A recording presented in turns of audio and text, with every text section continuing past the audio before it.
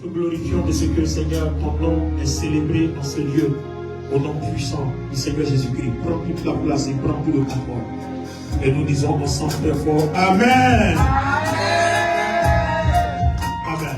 Alors, le message va donc être la suite du message du dimanche dernier. Gloire à Dieu. Nous avons pris un passage, aujourd'hui ça va être la deuxième partie. Amen. Alors, allons-y avec moi, les lecteurs. Matthieu, chapitre 6, verset 33. La version parole vivante. Matthieu 6, verset 33. Préoccupez-vous donc en premier lieu du règne de Dieu et de ce qui est juste à ses yeux.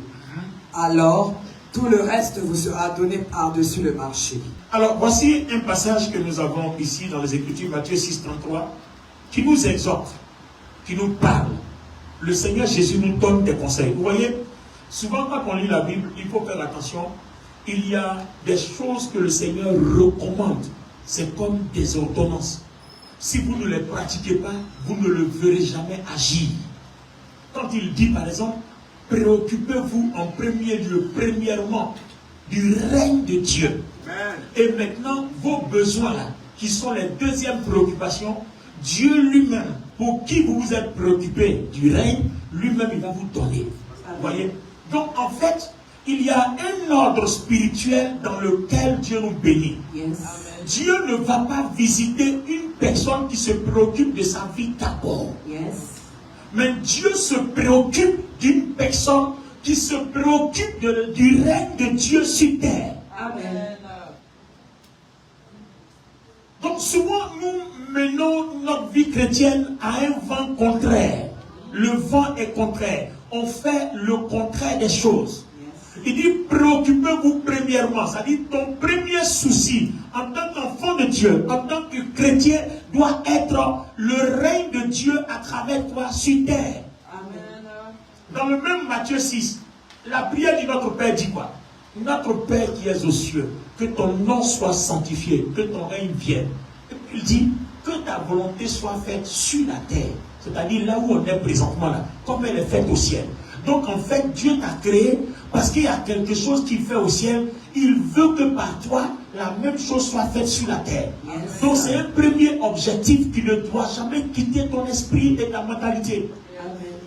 Donc si toi, tu commences à faire autre chose que ce qui préoccupe Dieu, qui devait être fait à travers toi sur la terre, donc ta vie ne va pas concerner Dieu. Ça ne veut pas dire qu'il ne t'aime pas. Il va t'aimer, il sera avec toi, mais tu ne seras pas son premier souci. Parce qu'il dit, ceux qui se préoccupent premièrement de son règne, qu'est-ce qu'il fait? Il se préoccupe aussi de leurs besoins en second lieu. Amen. Donc, toi, ta vie là, c'est la préoccupation première de Dieu. Mais toi, ta préoccupation première doit être aussi la vie de Dieu, le règne de Dieu sur terre.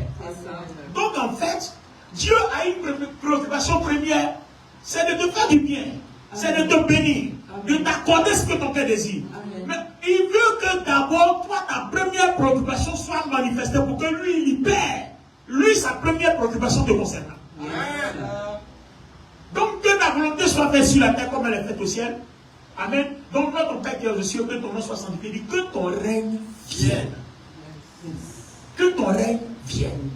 Donc, si tu es établi, tu es créé pour que la volonté de Dieu soit vue, tu es créé aussi pour que autour de toi, ceux qui ne connaissent pas Dieu, connaissent Dieu à travers son règne qu'il manifeste par ton canal.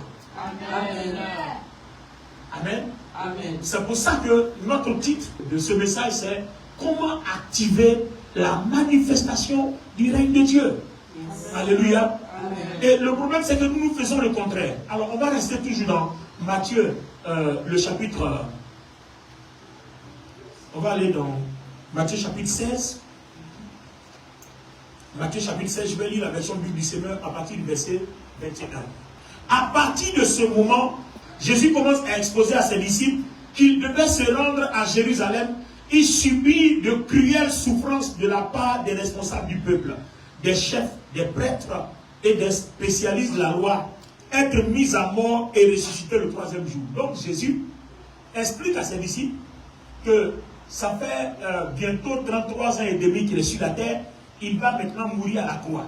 Il va maintenant payer le prix il va maintenant accomplir la mission pour laquelle Dieu l'a envoyé sur terre.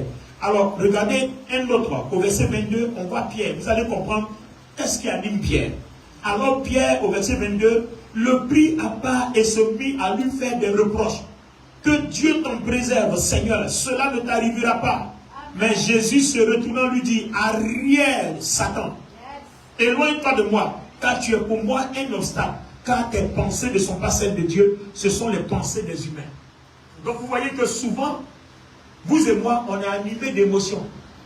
Et on pense que humainement, on devait faire comme si, humainement, cette chose-là devait être faite de cette manière. Mais Dieu n'entend pas les choses comme ça. Dieu veut que les choses soient faites à sa manière. Amen. Donc c'est ce que je dis. Si vous voulez être chrétien et voir les signes de Dieu s'opérer, soustrayez de vos vies, de vos façons de faire, vos manières. Il faut plutôt faire les choses à la manière de Dieu. Dans Exode 25, lors de la construction du tabernacle, quand Dieu disait à Moïse, je veux me rapprocher de mon peuple. Donc ils vont me construire une tente dans laquelle je vais habiter, à travers laquelle je vais me présenter, pour que je sois plus proche de mon peuple. Mais cette tente-là, elle devait être bâtie spirituellement. Il dit à Moïse, construis la tente selon le modèle que moi je te montrerai. Il dit selon le modèle. Nous aimons faire les choses selon notre façon, selon notre modèle. Ça ne marche pas avec Dieu. Tu ne peux pas marcher avec Dieu et faire des choses selon ton modèle. Il ne dépend pas de toi. Toi, tu dépends de lui. Donc, faisons les choses selon son modèle, à sa façon. Et son modèle est biblique. Donc, faisons les choses selon ce qui est écrit. Amen. Alléluia. Amen. Pierre voulait décourager le Seigneur en l'encourageant à faire ce que lui voudrait. Parce qu'il veut garder Jésus auprès de lui. Il voit les miracles, les résurrections. Il faut que ça continue dans notre quotidien. Mais Jésus dit, si je n'arrive pas à la croix, Pierre, tu es un homme qui périra en enfer. Si tu meurs, tu ne seras pas sauvé. Il faut que je périsse. Il faut que moi je meure d'abord dans la chair. Et que je ressuscite glorieux pour que je sois capable de vous communiquer la vie. Donc il dit, Pierre, arrière de moi. Donc vous voyez que déjà, le Seigneur classe notre vie chrétienne, nos pensées. Évitons des choses émotionnelles. Le spirituel n'est pas l'humain. Le spirituel n'est pas l'intellectuel. Le spirituel n'est pas l'émotion. Le spirituel, c'est le spirituel. C'est le Christ, c'est la pensée de Dieu. C'est la décision divine. C'est de cette décision-là que toute chose coule. Les sources de la vie coulent de la façon de faire de Dieu. C'est lui qui a les sources de la vie. Alors si on ne fait pas les choses à sa façon, comment est-ce qu'on veut être visité? Donc, Jésus réprimande Pierre. Il dit, je ne ferai pas les choses à ta façon, mais je le ferai à la façon du Seigneur, tel que ça a été dit. Amen. Et on a vu, le scribe, comme le Seigneur a dit, si ça ne tenait qu'à ma façon, je t'aurais demandé d'éloigner cette coupe. Mais comme ça doit être fait à ta façon, alors que ta volonté soit faite, j'accepte de boire la coupe. Vous voyez? Voilà cette façon de penser, cette façon d'agir, qui active la manifestation de Dieu dans le ciel et on voit le règne de Dieu à travers nous.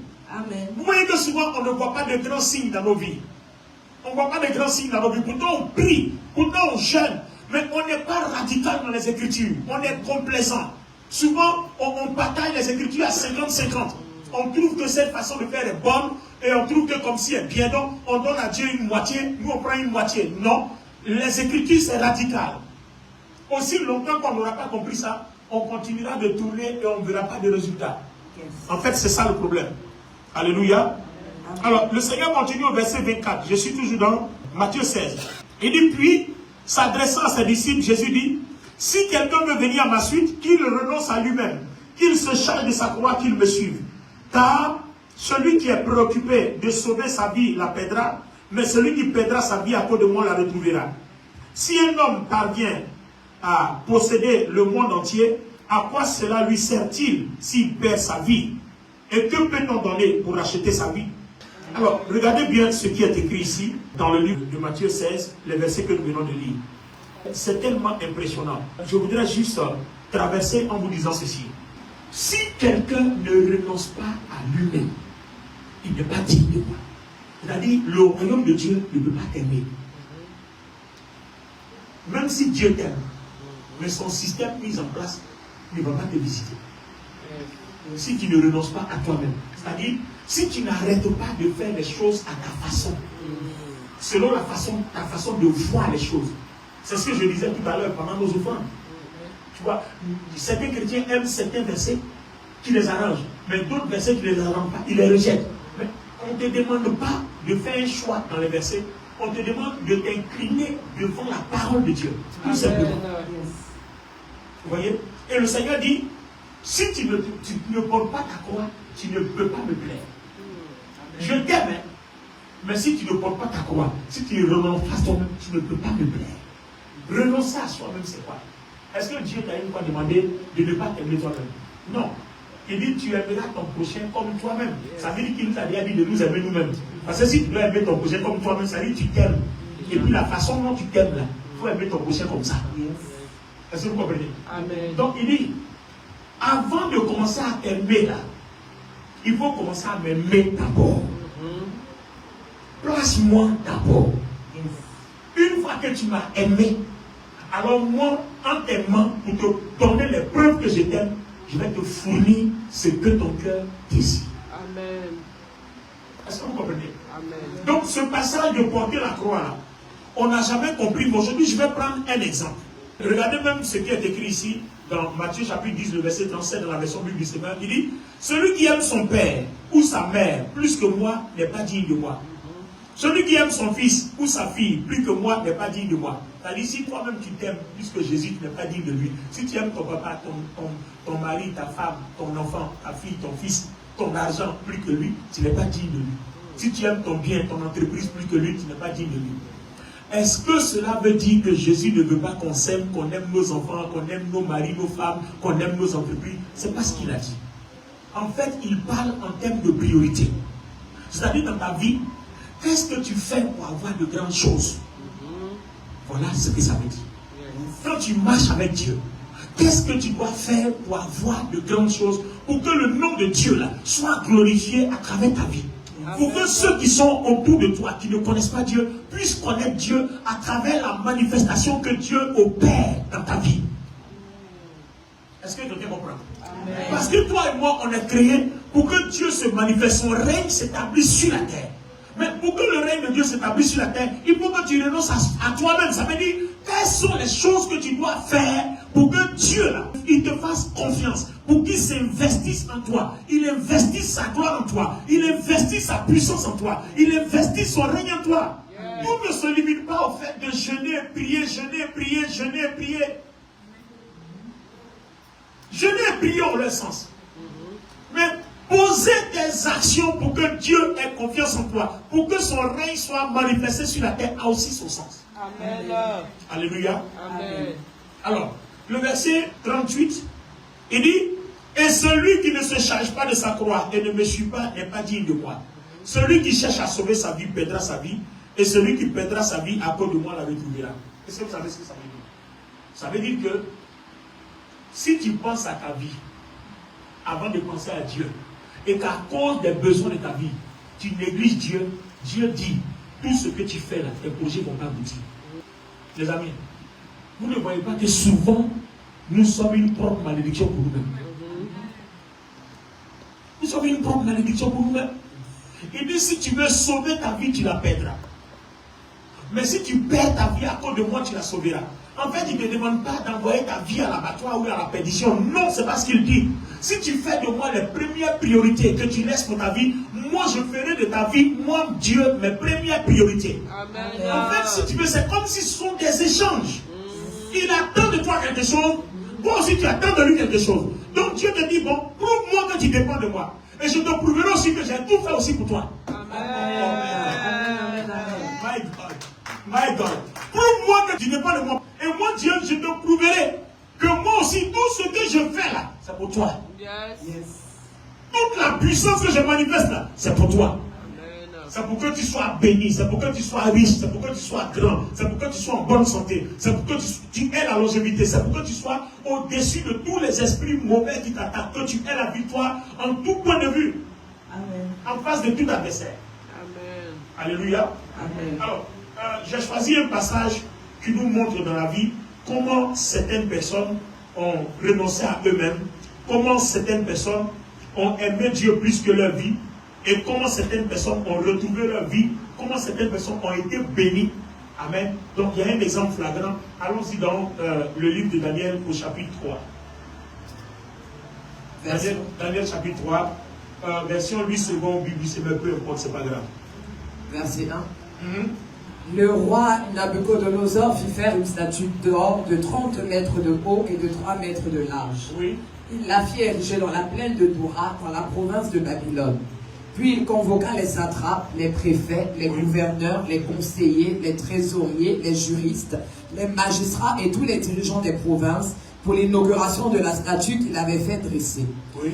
Alors les satrapes, les préfets, les gouverneurs, les conseillers, les trésoriers, les juristes, les magistrats et tous les dirigeants des provinces s'assemblèrent pour l'inauguration de la statue que le roi Nabucodonosor avait érigée, et ils se tinrent debout face à la statue élevée par le roi.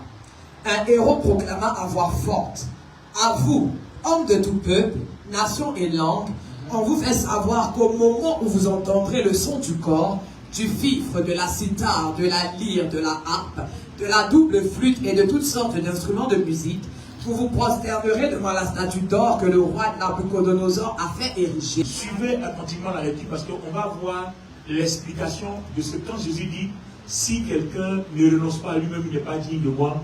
D'accord? Faites du royaume de Dieu votre priorité. Et maintenant, moi, je vous bénirai par la suite. Il y a une explication, c'est flagrant ici. Vous allez voir désormais comment vous aussi vous devez vous comporter si vous voulez voir ce genre de miracle. Et vous l'adorerez. Celui qui refusera de se prosterner devant elle et de l'adorer sera jeté aussitôt dans la fournaise où brûle un feu ardent. C'est pourquoi, au moment où tous les gens entendirent le son du cor, du fifre, de la cithare, de la lyre, de la harpe et de toutes sortes d'instruments de musique, ces hommes de tout peuple, de toute nation et de toute langue se prosternèrent et adorèrent la statue d'or que le roi Nabucodonosor avait fait ériger. Sur ces entrefaites, certains astrologues vinrent porter des accusations contre les Juifs.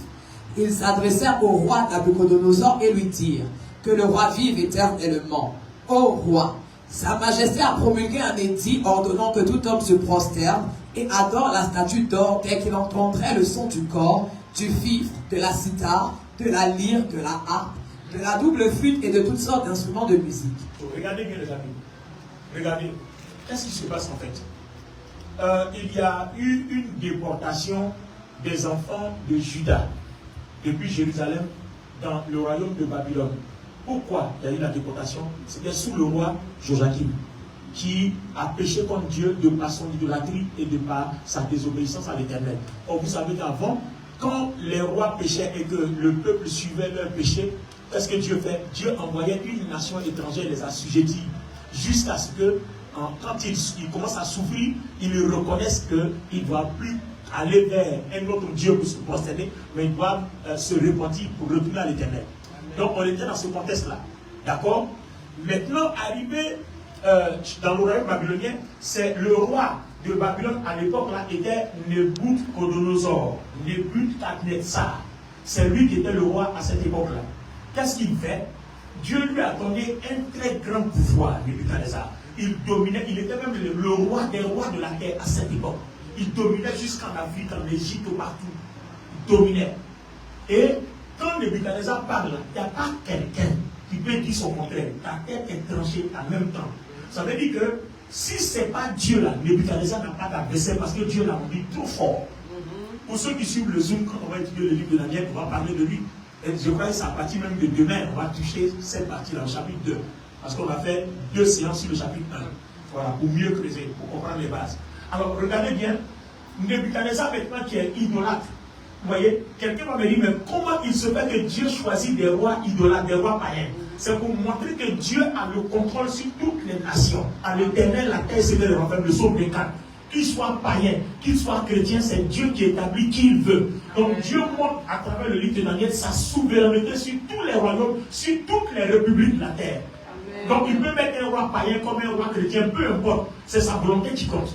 Amen. Donc il savait que Nebuchadnezzar était idolâtre, mais il le place là parce que Dieu va se servir de lui pour faire éclater sa gloire. Amen. Vous voyez, souvent quand Dieu commence quelque chose, souvent il faut voir la suite. Généralement, on ne laisse pas Dieu finir. Oui, il a choisi un païen, il a fait comme ça. Mais le païen là, c'est par lui que Dieu va faire éclater sa gloire au milieu des Perses et des Mèdes pour que ceux-là se répandent et connaissent qu'un grand Dieu existe. Amen. Donc souvent, Dieu fait ces actions-là. Laisse-le aller jusqu'au bout, suis-le.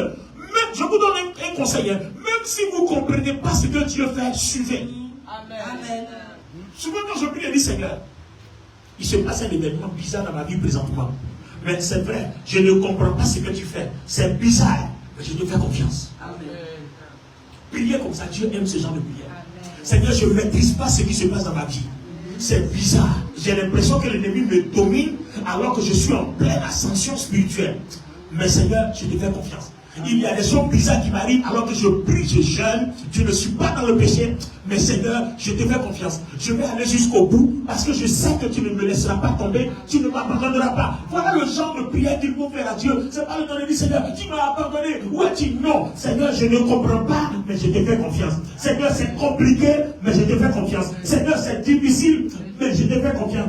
Je ne vois pas clair dans le mouvement, mais je te fais confiance parce que je sais que tu es Dieu, je sais que tu es bon. Voilà le chrétien. Amen. Alléluia. Amen. Alors maintenant il dit, ma statue là, tout le monde doit l'adorer. Dans le monde entier, tout le monde doit se prosterner. Oh, tout le monde doit se prosterner. Maintenant, les Shadrach, Meshach, avec Nego, avec Daniel, eux, ils sont quittés en Israël. Ils savent que c'est à cause de cette idolâtrie-là que Dieu les a punis pour les envoyer en exil. Donc, eux, ils ne peuvent pas continuer à faire ça. Donc, eux, ils ont dit, nous, les amis, nous, on ne se procède pas. Daniel n'était pas là-haut. C'était les trois là qu'on a mis à l'épreuve. Il dit, nous, là, on ne se procède pas. Anania, Azaria et puis Michaël. Il dit, nous, on ne se procède pas. Donc, ils sont allés dire au roi, les trois jeunes hommes que tu as fait venir pour qu'on les forme pendant 3 ans pour servir à ton palais là, ils ont commencé à te désobéir ici. Hein. Nous tous on se procède sans que le roi dit, ah bon, qui ose désobéir à Nebuchadnezzar, Nebuchadnezzar? Qui? Moi que Dieu a établi roi des rois, personne ne me désobéit. Vous êtes quittés des pépéros, des pimpins comme vous. Vous, c'est vous, Dieu parle et puis vous parlez. Donc, lis-nous la suite, on va comprendre. Maintenant, vous comprenez maintenant l'histoire? Maintenant, allons-y, on s'en va maintenant. Cet édit précise que quiconque refusera de se prosterner, qu'est-ce qu'on va faire à quiconque refusera de se prosterner? Sera jeté dans la fournaise. Sera jeté dans la fournaise. Ou brûle un feu ardent. Ou brûle un feu ardent. Or, il y a des hommes de Juda auxquels tu as confié l'administration de la province de Babylone, à savoir Shadrach, Meshach et Abed-Nego. Attends, arrête là. En fait, il y a des gens qui sont en train de parler au roi. On dit, oh, roi, il y a des hommes de Juda auxquels tu as confié l'administration. Bon, là, on est dans le chapitre 3, donc l'administration là, ça c'est au chapitre 1, là-bas. C'est là-bas que ça s'est passé. D'accord, on ne va pas revenir dessus pour ne pas que le message soit long. Donc il faut suivre notre zoom de lundi, tu vas comprendre. Donc, quand Daniel a triomphé, c'est lui qui a demandé qu'on mette ses amis administrateurs. Donc on a mis ses amis administrateurs. Et puis on dit, ceux que tu as mis en plus administrateurs pour administrer avec toi ton royaume, c'est ceux-là qui te désobéissent. Il faut les tuer. Mais vous savez quoi? Pourquoi les gens sont allés rapporter au roi? En fait, quand Daniel et ces jeunes gens sont arrivés, ces jeunes gens, par leur attachement à Dieu, Dieu leur a donné la supériorité spirituelle. Donc, leur esprit était fort. Les énigmes et toutes les questions spirituelles difficiles qu'on ne peut pas interpréter, eux, ils peuvent interpréter. Donc, le roi a mis tous ces magiciens, tous ces gens-là à l'écart. Vous comprenez? Et puis, c'est ceux-là c'est à eux qu'il a donné l'administration du territoire. Donc, la jalousie. Donc, vous voyez que souvent, quand des jaloux se lèvent contre toi, avant même de commencer à les maudire, il faut demander à Dieu, pourquoi tu les as envoyés là? Il y a quelque chose que Dieu a envie de faire. Amen. À partir d'aujourd'hui, ne maudis plus tes ennemis sans savoir ce que tu es en train de faire. Parce que souvent, Dieu les utilise pour qu'à travers toi, la gloire de Dieu éclate. Tu as prié, Seigneur, je veux promotion, je veux du travail. Mais Dieu crée un événement, il va créer un tourbillon pour que quelque chose s'opère. Allons-y là-bas, dans les Écritures, continue. Ces hommes-là ne t'ont pas obéi au roi. Ils n'adorent pas tes dieux et ne se prosternent pas devant la statue d'or que tu as fait ériger. Très bien. Alors Nabucodonosor s'irrita et entra dans une grande colère. Très bien. Il ordonna de faire venir Shadrach, Meshach et Abednego. On les amena donc devant le roi. Oui. Celui-ci prit la parole et leur demanda: est-il vrai, Shadrach, Meshach et Abednego, que vous n'adorez pas mes dieux et que vous ne vous prosternez pas devant la statue d'or que j'ai érigée? Maintenant, si vous êtes prêts, au moment où vous entendrez le son du cor, du fifre, de la cithare, de la lyre, de la harpe, de la double flûte et de toutes sortes d'instruments de musique, oui, prosternez-vous et adorez la statue que j'ai faite. Et qu'est-ce qu'ils vont faire? Si vous refusez de l'adorer, vous serez jetés aussitôt dans la fournaise où brûle un feu ardent. Donc, vous voyez, leur vie est menacée. Or, le Seigneur Jésus a dit quoi ici? C'est qu'on a vu dans Matthieu 16 et dans Matthieu 10. Il dit quoi? Celui qui aime sa vie plus que moi va perdre sa vie. Mais celui qui m'aime plus que sa vie conservera toujours sa vie. Amen. Que sert toujours un homme d'aimer sa vie si après il va perdre sa vie? Tu aimes ta vie, tu vas gagner le monde, après tu vas perdre ta vie. Donc il dit, le Seigneur promet, si tu renonces à toi-même, pour moi Jésus-Christ, alors moi aussi j'interviendrai, tu verras ma gloire. Amen. Amen. C'est pour ça qu'il dit, celui qui ne se charge pas de sa gloire n'est pas digne de moi. Autrement dit, pour que tu vois la gloire de Dieu, tu as besoin de montrer à Dieu qu'il peut te faire confiance. Tu as besoin de montrer à Dieu qu'il est ton Dieu, que toi tu es son enfant. Un enfant ne trahit pas la famille. Yes. Vérité. Un enfant ne trahit pas la famille. Un enfant ne trahit pas la famille. Yes. Un enfant ne trahit pas la maison. Amen. Termine, on va voir. Quel est le Dieu qui pourrait alors vous Et puis je délivrer vais de voir maintenant? s'il y a un Dieu qui peut vous délivrer. Ça dit, Nebuchadnezzar a oublié que c'est Dieu qui l'a établi. Donc je vais voir s'il y a un Dieu qui peut vous délivrer. Maintenant, Dieu aussi là, pour nous délivrer de ces grandes épreuves là, qu'est-ce qu'il faut faire? Il faut renoncer à soi-même. Il faut porter sa croix. C'est-à-dire, même si la chose est dure, quand tu vois qu'il y a l'intérêt de Dieu, jette-toi dedans. C'est ça qu'on appelle porter sa croix. Amen. C'est difficile, c'est douloureux, c'est éprouvant.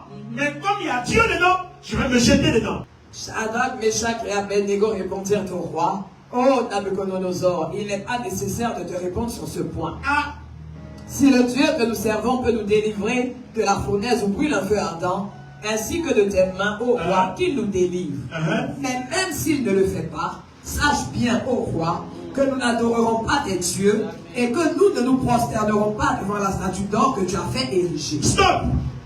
Regardez, j'ai aimé cette prière et vous allez voir que Dieu a aimé cette prière plus que toute autre prière. Amen. Pendant que toi tu es en genoux, Seigneur, il y a les sortir de ma vie, combat-les. Il y a quelqu'un qui dit, même si tu ne les combats pas, je te ferai toujours confiance. Seigneur, détruis-les. Et puis un autre qui dit, même si tu ne détruis pas les ennemis, là, que tu les laisses qu'ils continuent de me persécuter et continuent d'attaquer ma vie, je continuerai de te glorifier. Amen. Nebuchadnezzar dit, si vous ne vous procédez pas, vous allez brûler dans le feu. Et vous allez voir après, il va chauffer la fournaise là 7 fois plus. Bon, fournaise même c'est déjà grave. Maintenant, fournaise chauffée 7 fois plus, c'est gravissime. Vous voyez? Donc les jeunes gens disent, quand tu chauffes 7 fois plus haut, tu ne chauffes pas 7 fois plus haut. Nous, on ne va pas se poissonner. C'est ça. Si notre Dieu là, on sait qu'il peut nous délivrer, hein. Mais même s'il peut nous délivrer, qu'il ne veut pas nous délivrer, on ne va pas quand même nous prosterner. Il faut nous jeter dans ton feu. Yes. Ce qui va se passer là, ça n'a qu'à se passer. Mais notre corps, notre âme, notre esprit vont obéir à la parole. La parole dit, nous on n'adore pas des statues muettes. On n'adore pas l'idolâtrie, on n'adore pas des dieux, de faux dieux. Yes. On n'adore que l'Éternel seul. Amen. Donc, si pour avoir obéi à la parole, Dieu veut nous laisser dans le feu, Dieu nous laisse. Mais nous, on l'aimera toujours, lui fera confiance. Amen. Vous avez vu la mentalité. C'est ça renoncer à soi-même. C'est ça porter sa croix. Yes. Même si Dieu veut que je perde mon travail, que je n'ai rien à manger, mes enfants et moi, je n'obéirai pas à votre système. Je ne rentrerai pas dans vos loges. Renvoyez-moi. Je vais aller m'asseoir à la maison. Parce que Dieu m'a dit de ne pas faire ce genre de choses. Je sais qu'il peut me délivrer. Et même s'il décide de ne pas me délivrer, je préfère m'asseoir à la maison. Regardez la foi, quelle audace. Regardez quel amour pour le Seigneur. Recherchez premièrement le royaume et sa justice. Donc faites du royaume de Dieu, le règne de Dieu, votre priorité première. Vous voyez? Et ça, c'est que nous, on ne fait pas. Quand on va arriver à l'église, oh mais ça ne nous arrange pas. Hein. À Abidjan, Abidjan, j'ai quelque chose qui me dérange. Un Gladys. Pendant les mutineries là, tu attends les fusils, boum, boum, boum, il est écrit, wow, ça se promène dans les rues. Mais quand il y a du bruit, chacun chez lui.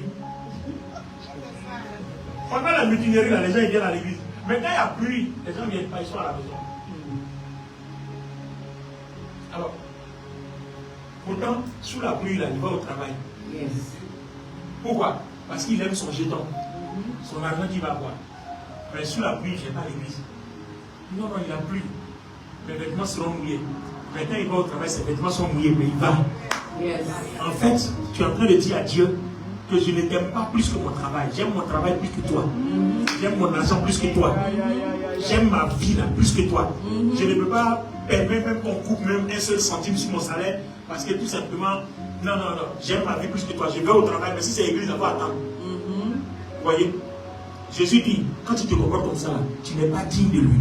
Donc souvent, il y a ce genre de caractère-là qui bloque nos bénédictions. Yes, et puis on ne croit pas, c'est Dieu lui-même qui les bloque. Même jusqu'aujourd'hui, Dieu continue de bloquer certaines de nos bénédictions à cause de ce genre de caractère-là. C'est ça.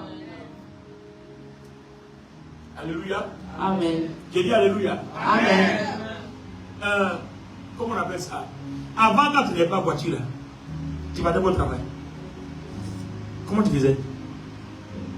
Il prenait tes deux pieds. Donc maintenant, comme ta voiture, tu as dit à ton patron, ma voiture est gâtée, c'est ça que s'il reste à la maison, il va te dire, bon, reste là-bas, ne viens plus.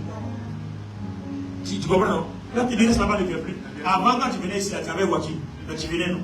Maintenant, tu trouves que non, le trajet est trop loin, et tu dois venir en voiture. Mon salaire qui était donné, tu as cotisé quand tu as eu voiture. C'est pour ça que tu ne viens plus. Reste là-bas, ne viens plus. Vous voyez un peu? En fait, on ne te demande pas, on te demande d'obéir, tout simplement. Yes. Quand tu marches avec Dieu, Dieu te demande d'obéir tout simplement. Et c'est cette obéissance-là qui active et déclenche un mouvement de la puissance de Dieu que personne ne peut contrôler, sauf Dieu seul. Amen. La conclusion nous donne quoi? Alors Nabucodonosor fut rempli de fureur contre Shadrach, Meshach et Abednego, et son visage devint blême. Il reprit la parole et ordonna de chauffer la fournaise 7 fois plus que d'habitude. D'accord. Puis il commanda à quelques soldats vigoureux de sa garde, Des soldats vigoureux de la garde, de jeter les 3 jeunes gens dedans. Et le feu était chauffé 7 fois plus. Donc les soldats là ont été consumés même à l'entrée de la porte. Mais ceux même qu'on devait jeter, on les a jetés et puis regardez. de jeter Shadrach, Meshach et Abednego et de les jeter dans la fournaise ardemment chauffée. Très bien. Aussitôt les 3 hommes furent ligotés, tout habillés avec leurs pantalons, leurs tuniques et leurs turbans, et jetés dans la fournaise où brûlait un feu ardent. Mais comme sur l'ordre du roi, Donc on y arrive maintenant, merci, c'est bien. on avait fait chauffer la fournaise au maximum. Les flammes qui en jaillissaient firent périr les soldats qui y avaient jeté Shadrach, Meshach et Abednego. Oui. Quant à Shadrach, Meshach et Abednego, ils tombèrent tous les 3 ligotés au milieu de la fournaise où brûlait un feu ardent.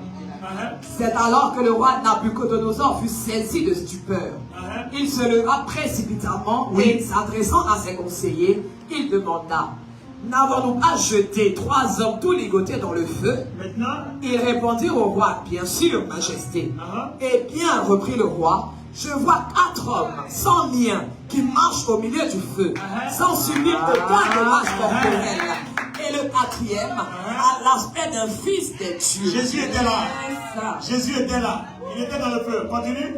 Puis Nabucodonosor s'approcha de la porte de la fournaise où brûlait un feu ardent et se mit à crier: Shadrach, Meshach et Abednego, serviteurs du Dieu très haut.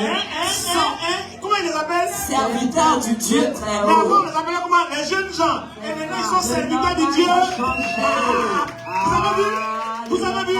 Quand vous renoncez à vous-même, regardez comment Dieu vous donne l'autorité. Regardez comment Dieu vous donne. On obéit à la parole de Dieu, point barre. On ne raisonne pas, on ne calcule pas. On dit, quand c'est écrit, obéis, point. On ne demande pas si ça t'arrange ou ça t'arrange pas. Si tu viens à l'église, que tu choisis des versets bibliques qui t'arrangent, et qu'il y a d'autres que tu rejettes, tu ne verras jamais ce genre de miracle. La parole de Dieu, là, on obéit, point barre. Celui qui ne veut pas obéir ne verra pas cette dimension de miracle et de gloire. C'est simple. Tellement simple. Maintenant, son langage a changé. Serviteur du Dieu vivant. Donc, s'il savait que c'est le serviteur du Dieu vivant, on gère les serviteurs de Dieu dans le feu. Mais qu'est-ce qui s'est passé? La quatrième personne qui est descendue dans le feu, Jésus-Christ, qui a dit, si tu renonces à toi-même, je suis là pour toi, pour tes besoins. Il s'est présenté dans le feu. Alléluia. Ça veut dire que même s'ils devaient mourir dans le feu, là, ils étaient sauvés pour aller au ciel. Donc dans les deux cas, ils n'étaient pas perdants. Donc vous voyez, quand Jésus dit, faites du règne de Dieu votre première priorité, et les autres choses, votre argent, vos bénédictions vous seront données, le Seigneur est en train de dire que quelle que soit la situation dans laquelle vous êtes, si vous obéissez à la parole de Dieu, vous n'êtes pas perdant. Amen. La situation fait peur, mais n'aie pas peur, tu sortiras pas perdant. Obéis à la parole de Dieu, point barre. Pas de compromis. On ne négocie pas, on ne fait pas 50-50. La parole de Dieu, on obéit, point barre. Quand c'est écrit, on obéit, point barre. Amen. Shadrach, Meshach, Abednego, il dit, nous on n'obéit pas.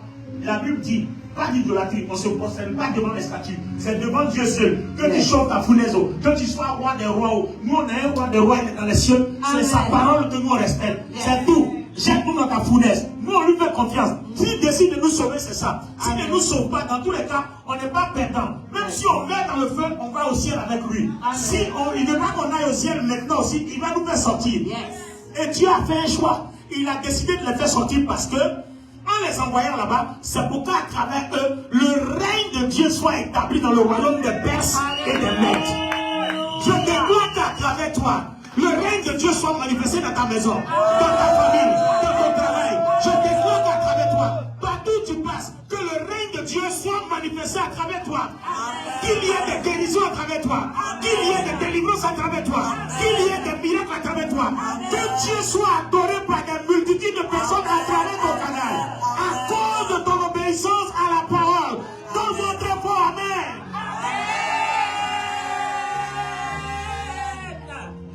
Résultat du règne de Dieu. Lis ce que Nebuchadnezzar va dire après. Alors Shadrach, Meshach et Abednego sortirent du milieu du feu. Les satrapes, les préfets, les gouverneurs et les conseillers du roi se rassemblèrent autour de ces hommes. Ils constatèrent que le feu n'avait eu aucun effet sur leur corps, qu'aucun cheveu de leur tête n'avait été brûlé, Pardon là? que leurs vêtements n'avaient pas été endommagés, Ah bon? et qu'ils ne sentaient même pas l'odeur du feu. Ouais. Quelqu'un qu'on jette dans une fournaise chauffée cette fois, il n'y a pas odeur de feu, il n'y a pas odeur de brûle, son corps n'est même pas chaud. C'est-à-dire, on ne dirait même pas qu'il sort de quelque part. Pourquoi? Parce que celui qui a dit renoncer à vous-même était là. Il dit, si vous faites de mon règne votre première priorité, alors moi aussi je ferai de votre vie ma première priorité. Effectivement, Jésus l'a fait. Il était là. Il a bloqué l'action du feu. C'est feu qui bloque feu. L'Éternel a dit feu. C'est feu qui bloque feu. L'Éternel a bloqué le feu. Les amis, vous voyez le miracle, c'est parti de quoi? L'obéissance stricte à la parole. Amen. Quand j'entends ton mari dire, si tu vas à l'église encore, il y a un divorcé. Et puis tu vas, tu pries, Dieu, tu dis Seigneur, il a dit je vais à l'église, il va me divorcer. Mais je suis venu, quand je m'en vais là, il faut l'incliner, il n'a pas venu adorer un mot. Amen. Tu vas voir, Dieu va créer un problème dans sa vie. Ah, chérie, pardon, mais la monsieur, les gens viennent mourir. Et puis quand tu vas t'appeler, Seigneur, guéris son cœur pour que ce bâtard-là comprenne que c'est Dieu seul qui guérit. Amen. Bien. Donc Dieu va créer une opportunité, une situation bizarre où c'est de Dieu qu'il aura besoin pour que sa vie là soit réglée. Le problème est réglé, tu l'as converti comme ça. Alors que peut-être cette persécution-là, c'était faite pour que Dieu le convertisse. Mais toi, tu as eu peur pour sauver ton foyer. Donc, comme tu as suivi, tu vas perdre ton foyer. C'est ça. Alors que si tu avais suivi Dieu, Dieu allait permettre que tu gagnes ton foyer, que lui-même soit converti. Amen. On n'a pas dit de l'insulter. Il dit, il ne faut pas aller à l'église. Je dis, il a compris. Je ne dirai pas. Le matin, tu te lèves, tu dis, bon, chérie, attends-moi, je vais faire une course. Quand il est dit, tu es allé à l'église, tu dis, oui, je suis allé à l'église. Il dit, j'ai prié pour toi. Il va te gifler bas, et puis tu lui dis merci. Le dimanche prochain, ça arrive encore, il dit, je fais une course. Si tu vas ne reviens plus ici, hein, d'accord, j'ai compris. À tout à l'heure, mon cœur. Tu reviens, tu es guidé où? Je suis allé à l'église. Bah, il t'a giflé encore. Et puis tu es là. Le soir, quand il met la main sur toi, tu es là, tu es prêt pour lui. Tu fais tout. Et puis lui, il va dire, mais toi, tu es quel genre de femme? Il était giflé, il te frappe, et puis le soir, il te sollicite, tu es là. Bon, d'accord, c'est que vraiment, l'église là. Il y a bonne chose là-bas. Ça t'a transformé de manière là-bas. Tu as vu, non? C'est ça, ça s'appelle porter sa croix. Vous voyez? Alors, il y a un mot que le Nebuchadnezzar a dit ici, et c'est là que je termine. Il dit. Alors Nabucodonosor s'écria, Oui. loué soit le Dieu de Shadrach. Loué qui? Soit le Dieu de Shadrach. Attends, je comprends mal. Attends, loué soit sa statue? Non. Attends, loué soit qui? Le Dieu de Shadrach. Donc en fait, sa statue là, finalement, Nebuchadnezzar comprend qu'il n'y a rien dedans. Mais il fallait que Dieu utilise Shadrach, Meshach et Abednego, leur obéissance pour que Nebuchadnezzar, qui se pensait invincible, comprenne que la statue là, il n'y a rien dedans. Donc il fallait que 3 personnes décident de porter leur croix, renoncer à leur vie pour qu'un roi païen soit converti. C'est pour ça que nos familles, nos amis et nos collègues ne sont pas convertis, parce que notre obéissance à la parole de Dieu est trop diluée. On met un peu nos émotions, on fait un peu comme Pierre. Tu ne vas pas mourir. Hein? Il faut dire rien de moi. Il faut être rigoureux, il faut être strict. C'est ce que Dieu veut. Alors, conclusion, termine. Loué soit le Dieu de Shadrach, de Meshach et d'Abednego, qui a envoyé son ange pour délivrer ses serviteurs, qui se sont confiés en lui et qui ont désobéi à mon ordre. Ils ont préféré risquer leur vie. Ils ont préféré faire quoi? Risquer leur vie. Plutôt que de se prosterner et d'adorer un autre Dieu que le leur. Ils ont préféré risquer leur vie. C'est pas renoncer à soi-même. Hein? Anglais. C'est pas ça qu'on appelle renoncer à soi. C'est le païen là même qui tient. Le roi l'a dit. Ils ont préféré risquer leur vie. Donc quand tu obéis à la parole de Dieu là, ce n'est pas sans risque. Yes. Quand tu décides de devenir chrétien là, ce n'est pas sans risque. Ils ont préféré risquer leur vie que de m'obéir, moi, Nebuchadnezzar. Au lieu de se prosterner devant une statue qui ne valait rien, moi je ne savais pas. Mais eux, ils ont su que leur Dieu vaut tout. Ils ont préféré risquer leur vie pour lui que de chercher à sauver leur vie. S'ils avaient dit non, qu'ils avaient eu peur du feu, Dieu les aurait abandonnés. Leur situation allait devenir pire en Babylone. Vous comprenez maintenant porter sa croix? Vous comprenez maintenant renoncer à soi-même? Si toi et moi on fait ça, les miracles que Dieu va opérer dans nos vies en France, ici, à Paris, ici, vous allez voir, ça sera extraordinaire. Les problèmes de papier, attends, on jette quelqu'un dans le feu, il sort. Ton problème de papier à la prophétie, c'est quoi? C'est quoi? Par rapport à Founel Sauveur, cette fois. Mais dans l'obéissance à la parole de Dieu est trop diluée. Donc ce genre de miracle, Dieu ne peut pas. Quand tu vas obéir à la parole de Dieu, tu vas arriver à la prophétie, la dame là va dire, toi-même là, pourquoi depuis tu ne te donnes pas même? Pardon, tiens, puis quitte là. Si on veut me renvoyer, on peut me mais toi, prends, qui va. Je n'ai pas vu Dieu renverser le cœur de quelqu'un comme ça. Mais il attend que tu dises oui à sa parole sans chercher à négocier. Amen. Ton oui est oui dans sa parole, ton non est non dans sa parole. On ne négocie pas. Tout ce qui concerne Dieu là, c'est catégorique. On ne négocie pas. Il n'y a pas de complaisance, il n'y a pas de compromis. On ne joue pas avec ça, il n'y a pas d'émotion. Il n'y a pas de raisonnement humain. Le jour où tu vas comprendre ça, Dieu va changer ta vie. Amen. Alléluia. Amen. Hein? Amen. On a eu du mal à comprendre ça. Nos vies ont été bizarres. Mais depuis qu'on a compris ça, les choses ont commencé à évoluer, à changer radicalement. De la façon dont tu es radical dans ton obéissance à la parole, c'est comme ça que Dieu est radical aussi quand il nous paie dans ta vie. Amen. Il y a des miracles que personne ne peut espérer. Il ne fait pas ça chez tout le monde. Sauf chez ceux qui décident avec audace de renoncer à eux-mêmes. Pour la gloire de Dieu. Amen.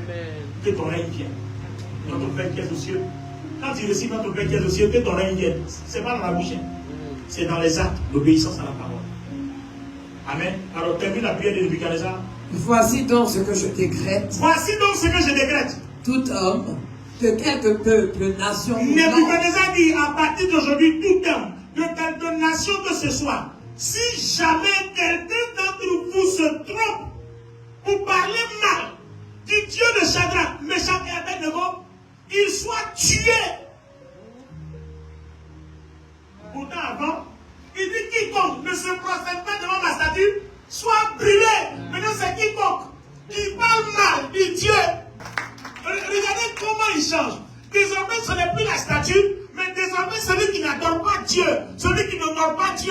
tué, mais avant, celui qui n'attend pas sa statue soit tué. Il a changé, il est converti. Voilà comment tu peux convertir ton mari, tu peux convertir ta femme, tu peux convertir tes parents, tu peux convertir tes amis. Voilà comment ton obéissance radicale. Est-ce que tu as compris ça? Tiens-toi debout, on va prier Dieu. D'où le titre du message, comment activer, président, comment activer la manifestation du règne de Dieu. Amen. Souvent on a peur de perdre l'argent. Donc, on fait des compromis. Mais que tu as beaucoup d'argent à perdre vis-à-vis de la parole de Dieu, c'est la parole de Dieu qu'on choisit. Même quand ça ne t'arrange pas, on dit oui à Dieu. Amen. C'est ça renoncer à soi-même, c'est ça porter sa croix. Même quand c'est douloureux, on regarde l'opportunité puis on dit oui à Dieu. Joseph était chez Potiphar. Sa femme voulait qu'il fasse quelque chose. Elle lui accordera beaucoup de privilèges. Il a dit non. Elle dit on va te mettre en prison. Elle dit je préfère la prison. Mettez-moi en prison. Mais toi là, tu es femme de quelqu'un qui ne te touche pas. Je préfère aller en prison que de commettre l'adultère. Je préfère obéir à Dieu que de commettre un péché. C'est de la prison là-bas, il est devenu vice-roi. Alors en fait, le chemin de devenir grand en Égypte là, passait par ce renoncement-là, cette obéissance radicale à la parole de Dieu. Amen. C'est ça, renoncer à soi-même. Yes. Quand tes opportunités ne te coûtent pas plus cher que ton obéissance à Dieu, ton obéissance à Dieu doit te coûter plus cher que tout. Voilà pourquoi chrétiens, on est à l'église, on n'est pas béni. Donc si tu ne fais pas ça, tu vas visiter 1000 églises, les plus grandes comme les plus petites. Tu ne seras pas béni tant que tu n'es pas conforme à cette parole. Amen. Ce n'est pas une église qui bénit, c'est ce qu'on t'enseigne là, qui est de la Bible là. C'est ce qui te bénit. Ce n'est pas grande église qui bénit, ce n'est pas petite église qui bénit, ce n'est pas moyenne église qui bénit, mais c'est la vérité qu'on enseigne là. C'est ça qui bénit. Donc, tu peux aller dans d'autres églises, on peut te blaguer. Mais tu ne verras pas de signe parce que le Dieu, là, si on a le même Dieu, il te dira ton obéissance. Dieu attend ton obéissance. Il n'attend pas tes compromis. Il n'attend pas tes omissions. Il attend ton obéissance. Il attend ton obéissance. Lève les deux mains. Le Seigneur Jésus a dit celui qui cherche à sauver sa vie perdra sa vie. Amen. Ne cherche pas à sauver ta vie. Ta vie là, Dieu prend soin. Il dit tu t'inquiètes du lendemain. C'est moi qui gère le lendemain. Inquiète-toi de ma gloire. Mon règne là, qui doit être manifesté à travers toi. Moi je vais m'inquiéter de ton lendemain. Voilà le verset. Comment activer la manifestation de la gloire de Dieu. Tu peux voir la gloire de Dieu. Voilà un chemin tout tracé dans ce message. Prends ce message-là, partage-le à tous les chrétiens qui se promènent, qui pensent que c'est quand quelqu'un va leur imposer les mains que cette onction-là va arriver. C'est faux. C'est quand tu vas obéir à Dieu et Dieu va commencer à te faire confiance que cette onction-là, cette dimension-là va commencer à s'opérer dans ta vie. Dis avec moi, Seigneur Jésus, à partir d'aujourd'hui, je change ma vie. Je décide une obéissance radicale. Et je décide de ne pas compromettre mon obéissance aux opportunités. À partir d'aujourd'hui, je renonce à moi-même. Et ton règne, ton royaume est ma priorité. Parce que moi, je suis ta priorité. Seigneur, je fais de toi ma première priorité. Parce que toi, tu as fait de moi ta première priorité. Tu attends de l'obéissance pour activer ta manifestation. Et cela est ainsi dans ma vie à partir d'aujourd'hui. Au nom du Seigneur Jésus.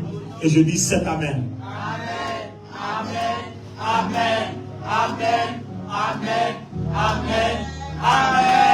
Acclamons le Seigneur.